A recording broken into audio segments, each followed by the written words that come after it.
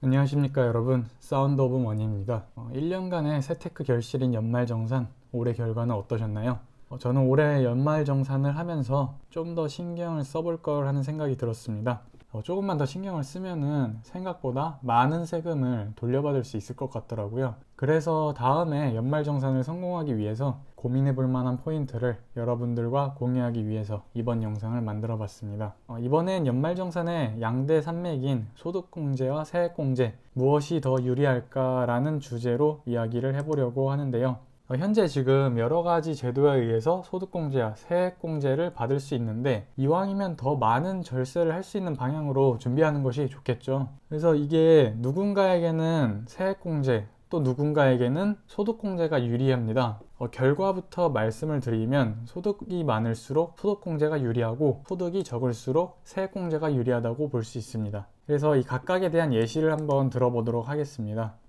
먼저 소득공제입니다. 기본적으로 근로소득에 대한 원천징수는 지금 보여드리는 근로소득세율표를 기준으로 공제가 될 것인데요. 이 표에 따라서 예시로 연봉 4천만 원과 연봉 1억 2천만 원의 원천징수 금액을 대략적으로 계산해 보도록 하겠습니다. 표에서 보이는 기본 세율 손산표라고 된 부분을 보시면 되는데요. 제가 아까 말씀드린 연봉 4천만 원을 기준으로 계산을 해보면 여기 있는 이 세 번째 구간에 포함이 될 거고요. 이 4천만 원을 여기에 대입해서 계산을 해주기만 하면 되거든요. 그래서 4천만 원에 24% 빼기 522만 원 이렇게 계산을 해주면 되는데요. 그럼 그 결과값은 492만 원이 나옵니다. 그리고 연봉 1억 2천만 원의 경우에는 이 네 번째 구간에 속하게 될 거고요. 1억 2천만 원에 대한 35% 금액에서 1,490만 원을 제해주면은 2,710만 원이란 금액이 나오게 됩니다. 이렇게 492만 원, 2,710만 원이 각각의 연봉에 따라서 기납부세액이 될 것이고, 직장에서 원천 징수되는 금액이 이 정도 될 거라고 볼 수 있습니다. 이제 아까 말씀드렸던 소득공제를 예시로 한 500만 원씩 받았다고 가정을 해볼게요. 소득공제나 세액공제에 대한 개념은 제가 바로 직전에 촬영했던 영상에서 설명을 드리고 있는데요. 그 영상 참조해 주시면 될 것 같습니다.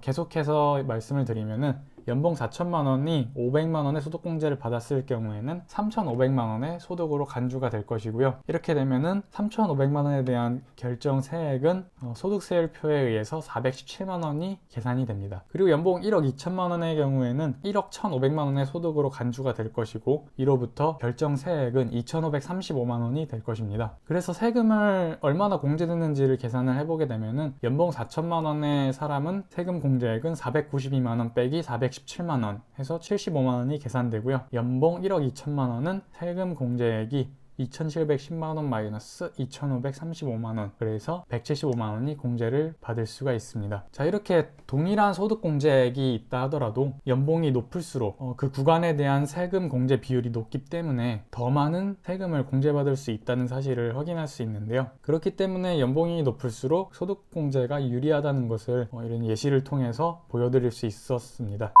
그 다음에 세액공제에 대한 예시를 말씀드려 보겠습니다. 요거는 소득공제에 비해서 조금 더 간단하게 계산을 할 수가 있을 것 같아요. 아까 말씀드린 대로 연봉 4천만 원은 492만 원의 원천징수, 연봉 1억 2천만 원은 2,710만 원의 원천징수, 즉 이만큼의 금액을 기납부세액으로 계산이 된다고 가정을 할 수가 있습니다. 이제 여기서 두 사람이 똑같이 세액공제액을 100만 원씩 받았다고 해보겠습니다. 말 그대로 이미 원천징수된 세금에서 100만 원을 돌려주겠다는 말이겠죠. 그래서 세액공제를 똑같이 100만 원을 받았으면은 소득 구간 이런 거 계산할 필요 없이 그냥 그 세금 자체를 줄여주는 거기 때문에 환급받는 세액은 동일하게 100만 원이 될 것입니다. 그렇기 때문에 연봉이 낮은 사람 같은 경우에는 소득에서 세금 비율이 적기 때문에 이렇게 실질적으로 딱 결정된 세금액을 줄여주는 세액공제가 훨씬 더 유리하다고 볼 수 있겠죠.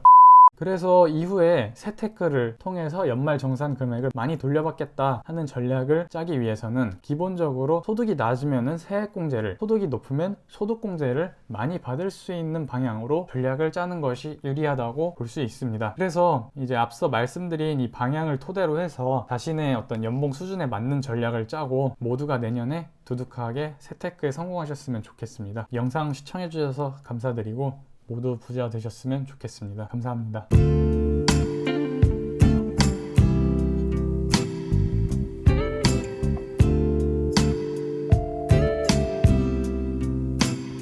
감사합니다.